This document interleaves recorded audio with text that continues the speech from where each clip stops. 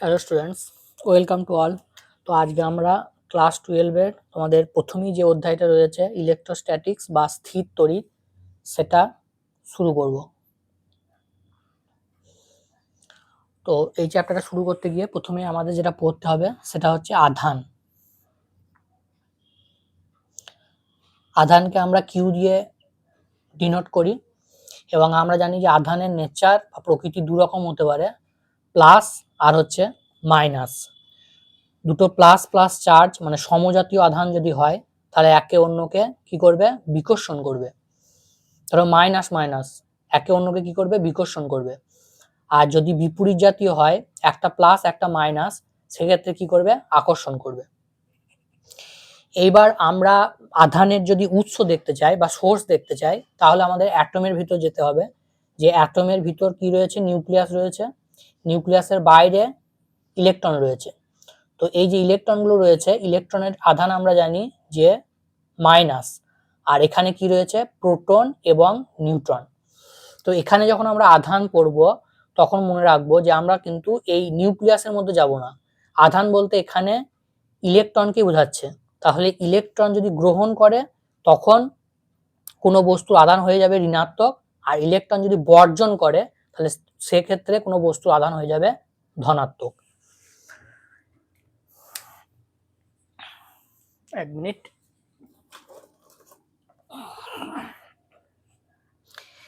বেশ, এবার মনে রাখবে আধানটা হচ্ছে একটা স্কেলার রাশি। এটার স্কেলার রাশি, তার মানে শুধুমাত্র হচ্ছে এর মান আছে, কোনো অভিমুখ নেই। এইবার আধানের বৈশিষ্ট্যের মধ্যে কয়েকটা ইম্পর্টেন্ট বৈশিষ্ট্য হচ্ছে তোমাদেরকে পড়তে হবে। সেই বৈশিষ্ট্যগুলো একে একে আমরা দেখব। তো প্রথমে যেটা রয়েছে সেটা হচ্ছে তোমাদের অ্যাডিটিভ প্রপার্টি। অ্যাডিটিভ প্রপার্টিটা কি, ধরো এরকম একটা সিস্টেম রয়েছে। তো এখানে +5 -5 আর +2e এই আধানগুলো রয়েছে। তাহলে এই যে সিস্টেমটা রয়েছে, এই সিস্টেমের মোট আধান যদি তোমাকে জিজ্ঞাসা করে তাহলে কি করতে হবে, জাস্ট এইগুলোর অ্যাড করে দেবে। তাহলে প্রথমটা কত রয়েছে, +5e -5e আর +2e। তাহলে এই যে সিস্টেমটা রয়েছে, এই সিস্টেমটা টোটাল আধান কত হয়ে যাবে, 2e। আধানের এসআই একক কি, কুলম্ব। আধানের এসআই একক হচ্ছে কুলম্ব এবং সিজিএস একক হচ্ছে স্ট্যাট কুলম্ব। তো এইগুলো তোমরা মাধ্যমিকে পড়ে এসছো, তো এইগুলো আর নতুন করে বলছি না। তাহলে প্রথম প্রপার্টিটা মনে থাকবে অ্যাডিটিভ প্রপার্টি। নেক্সট যে প্রপার্টিটা রয়েছে আধানের, সেটা হচ্ছে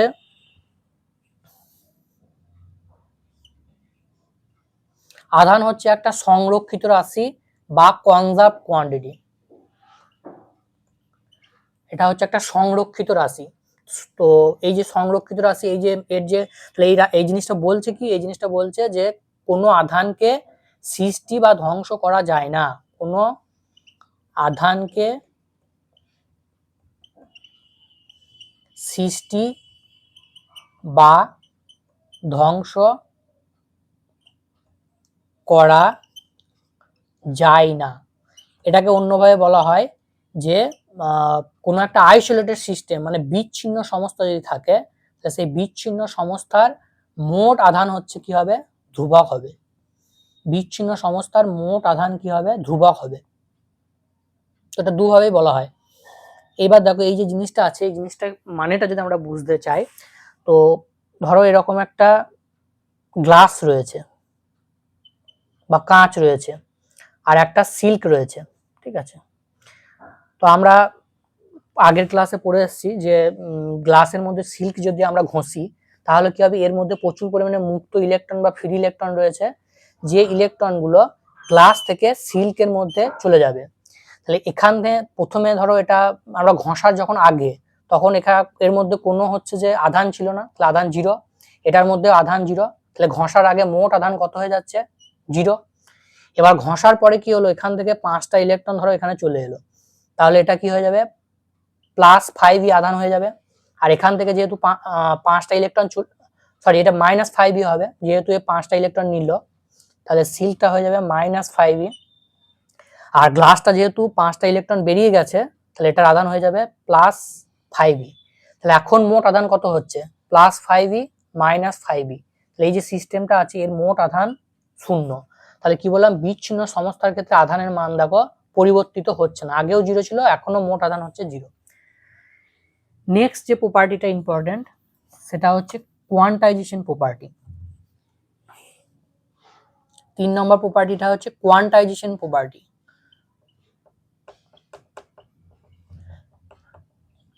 এই জিনিসটা কি, এটা সম্পর্কে আশা করি একটু ধারণা রয়েছে, আর তোমরা মাধ্যমিকে পড়েছো হয়তো।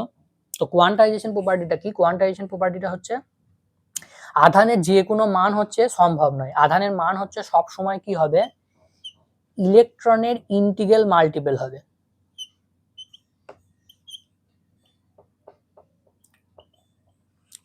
ইলেকট্রনের ইন্টিগ্রাল মাল্টিপল হবে, বা বাংলায় বললে আধানের মান হচ্ছে ইলেকট্রনের সব সময় সরল গুণিতক হয়। তাহলে প্রথম আধানটা কত হতে পারে? প্লাস মাইনাস, জিরোটা বাদ দিলাম, জিরো হলে সেটা আধান হবে না গো, ঠিক আছে, এটা জিরোটা তোমরা মুছে দিতে পারো, 1 থেকে শুরু করো। তাহলে প্লাস মাইনাস ই। দ্বিতীয় আধানের ভ্যালু কত হবে? +-2e। তৃতীয় আধানের ভ্যালু কত হবে? +-3e। তাহলে এর মাঝে যেগুলো রয়েছে ধরো 1.5e, এই ভ্যালুগুলো কিন্তু পসিবল না, ঠিক আছে। তাহলে সবসময় সরল গুণিতক হবে, ইলেকট্রনের সরল গুণিতক হবে, ঠিক আছে। তাহলে প্রথমটা কত হবে? ইলেকট্রনের আধানের মান আমরা কত জানি? 1.6 × 10⁻⁻19 কুলম্ব, ঠিক আছে। তাহলে প্রথম আধানের মান এটা মাইনাস হতে পারে, প্লাসও হতে পারে। তাহলে প্রথমটা এটা হবে, দ্বিতীয়টা কত হবে? এটার সঙ্গে 2 গুণ করতে হবে, তাহলে +-3.2 × 10⁻⁻19 কুলম্ব। তাহলে এর মাঝে যে ভ্যালুগুলো আছে ধরো 2.5 × 10⁻⁻19 কুলম্ব, এই চার্জটার ভ্যালু কিন্তু পসিবল না, তাহলে এটা এই চার্জটার ভ্যালুটা কিন্তু হবে না। নেক্সট আমরা চলে আসবো খুব ইম্পর্টেন্ট একটা টপিক, সেটা হচ্ছে কুলম্ব ল, ঠিক আছে। কুলম্ব ল মাধ্যমিকেও তোমরা পড়েছিলে, কিন্তু এখানে একটা আমরা অন্যভাবে পড়বো, কুলম্বের সূত্র।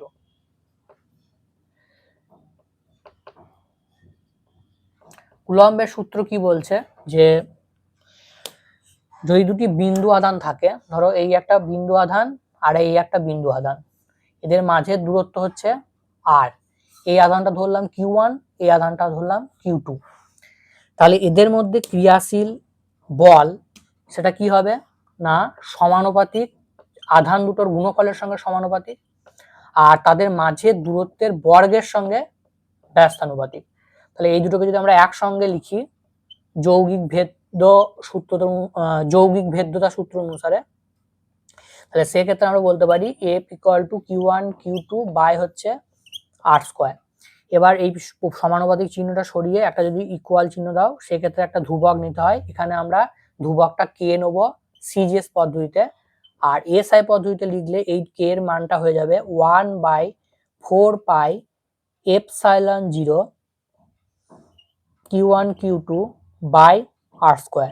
এটা হচ্ছে এসআই পদ্ধতিতে।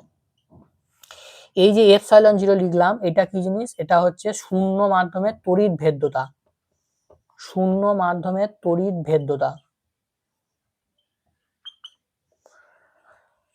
আর যদি মাধ্যমটা অন্য কিছু হয়, ধরো সেটা জল হলো কিংবা তেল হলো, সেক্ষেত্রে আমরা এই ε0টাকে আমরা এপসাইলন দিয়ে লিখবো। তাহলে এই এপসাইলনটাকে আমরা বলবো কোনো মাধ্যমের তড়িৎ ভেদ্যতা, ঠিক আছে।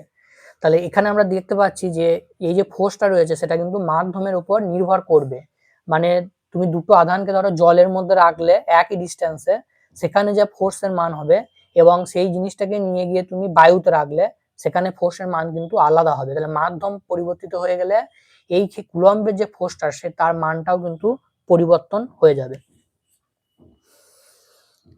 এইবার এখান থেকে কিছু জিনিস মনে রাখতে হবে, যেমন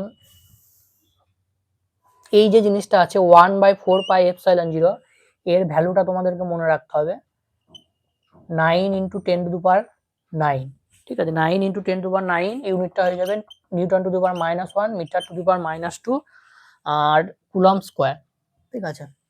আর ε0 ভ্যালুটা মনে রাখতে হবে, সেটা হচ্ছে 8.85854 × 10⁻12, ইউনিট কি হয়ে যাবে newton metre square coulomb to the power -2, ঠিক আছে। যদি এটা মনে না রাখতে পারো তাহলে এখান থেকে বের করে নিতে পারবে ইউনিটটা, ঠিক আছে। ইউনিটটা এর যে ইউনিটটা হচ্ছে সেটা আশা করি বের করে নিতে পারবে, বা এখান থেকে এপসাইলন জিরোর হচ্ছে তোমাদের মাত্রা আসতে পারে, সেটাও এখান থেকে বের করতে পারবে। আমি একবার দেখিয়ে দিই তাহলেও, যদি না পারো। তাহলে ধরো তোমাদেরকে বললো যে এপসাইলন জিরোর মাত্রা বের করো, তাহলে এফ সমান কি জানি আমরা, এফ সমান 1/4 epsilon zero Q1 Q2 by হচ্ছে আর স্কোয়ার। তাহলে এখান থেকে আমার এপসাইলন জিরো তাই, তাহলে এপসাইলন জিরো সমান কি হয়ে যাবে, F R square by Q1 Q2। এবার এখানে তোমার 1/4 পার্টটা কনস্ট্যান্ট, সুতরাং ওখানে মাত্রার ক্ষেত্রেটা লাগবে না। তাহলে ফোর্সের মাত্রা তোমাকে মনে রাখতে হবে ml T⁻⁻², আর আর মানে হচ্ছে ডিস্টেন্স, তাহলে এল স্কোয়ার, আর নিচেতে কিউ মানে হচ্ছে আইটি, কিউ ইকুয়াল টু হচ্ছে আইটি, ঠিক আছে। তাহলে আইটা হচ্ছে কারেন্ট, পরে আমরা পড়বো, আর টিটা হচ্ছে যে সময়। তাহলে এখানে আমরা লিখবো আইটি দুবার আছে, তাহলে আইটি স্কোয়ার, তাহলে মাত্রাটা কি হয়ে যাবে এম এম এম এল, দেখো দুবার রয়েছে, তাহলে এল কিউব, আইটা একবার উপরে উঠে যাবে -2, আর টিটা হচ্ছে এখানে তোমার রয়েছে -2, আর এটা উপরে উঠে গেলে -2, তার মানে -4। একবার মিলিয়ে নেবে, ঠিক লিখলাম এম এল T⁻², এল স্কোয়ার, ঠিক আছে, এল কিউব I⁻², T⁻⁻4, হ্যাঁ ঠিক আছে। তো এইটা হচ্ছে এপসাইলন জিরোর মাত্রা, এটাও কিন্তু বের করতে তোমাদের দিতে পারে। বেশ, এরপরে এই কুলম্বের সূত্রের আর একটা জিনিস এখানে নতুন পড়তে হবে, সেটা হচ্ছে ভেক্টর রূপ, ঠিক আছে, বা ভেক্টর ফর্ম। তো ভেক্টর ফর্মটা কি রকম,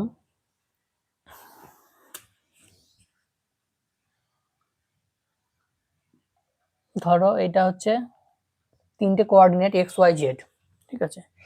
এবার এখানে একটা চার্জ রয়েছে, সেই চার্জটা ধরলাম আমরা Q1, আর এখানে একটা চার্জ রয়েছে, যে চার্জটার ভ্যালু আমরা ধরলাম Q2।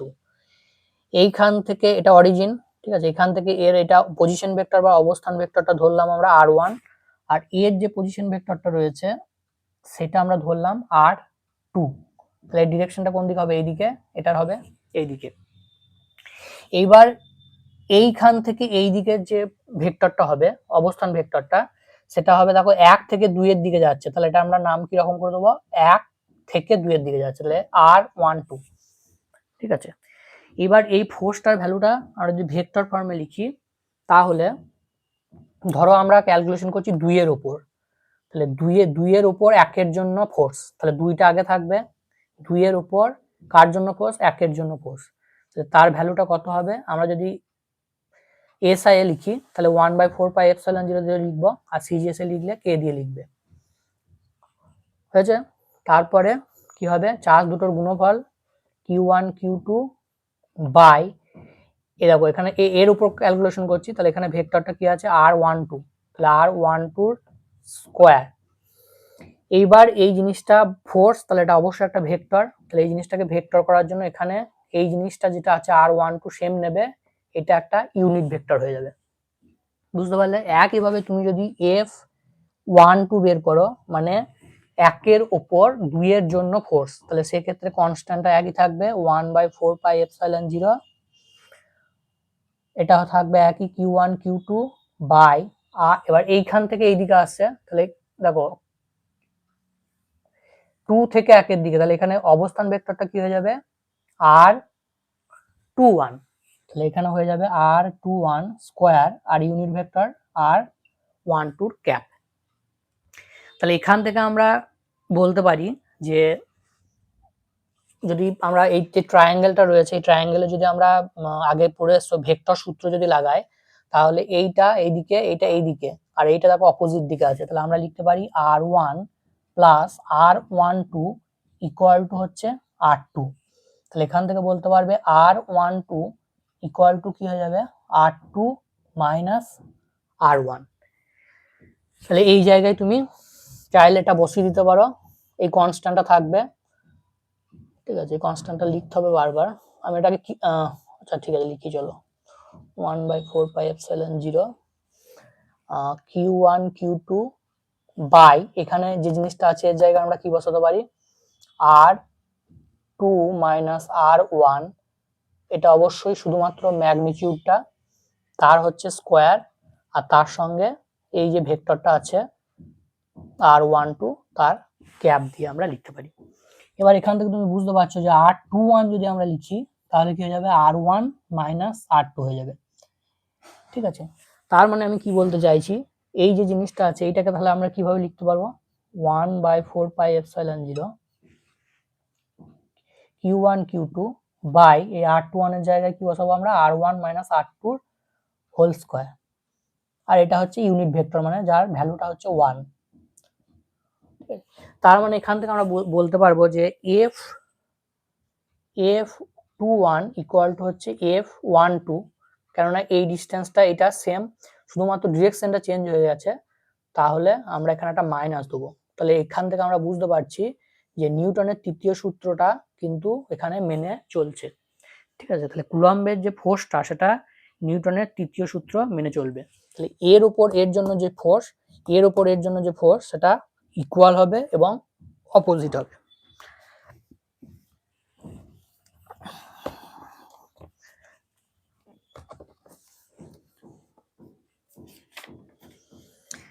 আচ্ছা, আজকে আর একটা নতুন টপিক পড়াবো, সেটা হচ্ছে যে প্রিন্সিপাল অফ সুপারপজিশন, মানে আধানের উপরিপাত। বাংলায় এটা আমরা বলবো আধানের উপরিপাত। এই জিনিসটা কি বলছে আগে বুঝে নি। ধরো এরকম তিনটে চার্জ রয়েছে, ঠিক আছে, এটার ভ্যালু আমরা ধরলাম Q2, এটা Q3, এটা Q4, আর এখানে একটা আধান রয়েছে যার ভ্যালুটা হচ্ছে Q1। তাহলে আমাকে যদি Q1 এর উপর ফোর্সটা ক্যালকুলেশন করতে হয়, তাহলে প্রত্যেকটা আধানের জন্য আমরা আলাদা আলাদাভাবে ফোর্সটা ক্যালকুলেশন করব, তারপর সেটার ভেক্টর সাম করব। তাহলে এইটার এর উপর যে ফোর্স হবে, এইটার এর উপর যে ফোর্স হবে, এইটার এর উপর যে ফোর্স হবে, সেগুলোর সব হচ্ছে আমরা লাস্টে কি করব, অ্যাড করে দেবো। তাহলে আমরা 2 থেকে 1 এর দিকে যাচ্ছে ধরো, তাহলে এটাকে আমরা লিখতে পারি R21। 3 থেকে 1 এর দিকে যাচ্ছে, তাহলে এটা আমরা লিখতে পারি R31। আর এটা 4 থেকে 1 এর দিকে যাচ্ছে, তাহলে এটাকে আমরা লিখতে পারি R41। তাহলে এর উপর যে ফোর্সটা হবে, রেজাল্ট্যান্ট বা নেট ফোর্স যেটা হবে, সেটা ভ্যালু কত হবে, কনস্ট্যান্ট আমরা 1/4πε0 নিয়ে নিলাম, বা কেউ নিতে পারো তোমরা সিরিয়াসে করলে। বেশ, এটা থাকলো। এবার হচ্ছে প্রথমটার জন্য Q1 Q2 by R21 square plus দ্বিতীয়টার জন্য হবে Q1 Q3 by R31 square plus Q1 Q4 by R41 তার স্কোয়ার। এইভাবে যদি n সংখ্যক থাকে তাহলে আমরা লিখব Q1 Qn by R n1 তার স্কোয়ার। টোটাল যদি n সংখ্যক চার্জ থাকে তাহলে সবগুলো আমরা এখানে অ্যাড করব। তাহলে এই জিনিসটাকে আমরা সামেশন 1/4πε0টা বাইরে বের করে নাও, 1/4πε0 এটা সামেশন দেবে। দেখো এখানে ফর্মটা কিরকম করে লিখবো, এখানে দেখো Q1 Q1 Q1 Q1, যেহেতু Q1 এর উপর আমরা বের করছি, তাহলে Q1টা যেমন আছে তেমনি রেখে দিলে। এটা দেখো 2 3 4 এরকম করে চেঞ্জ হয়েছে, তাহলে এটা আমরা জেনারেল বোঝানোর জন্য I দিয়ে লিখলাম। নিচেতে কি আছে দেখো 2 1 3 1 4 1 পরপর, তাহলে এখানে কি হবে আর I আর 1টা চেঞ্জ হচ্ছে না, তাহলে 1। এবার এই I এর ভ্যালুটা কোথা থেকে শুরু হচ্ছে, 2 থেকে কত দূর পর্যন্ত যাচ্ছে, n সংখ্যক জন্য, n সংখ্যক আধানের জন্য, তাহলে এখানে আমরা সামেশনের মাথায় n বসিয়ে দেবো। তাহলে এটা হচ্ছে আমার জেনারেল ফর্ম বেরিয়ে গেল। আর এখানে তুমি ইউনিট ভেক্টর এটা দিয়ে দেবে, তাহলে ভেক্টর ফর্ম হয়ে যাবে এটা। হ্যাঁ, তাহলে এইটা হচ্ছে আমার সুপারপজিশন যে প্রিন্সিপাল বা উপরিপাতের যে নিয়ম রয়েছে তার হচ্ছে ম্যাথমেটিক্যাল ফর্ম। বেশ, পরের দিন আমরা একটা এক্সাম্পল দিয়ে নেক্সট টপিকসটা শুরু করব।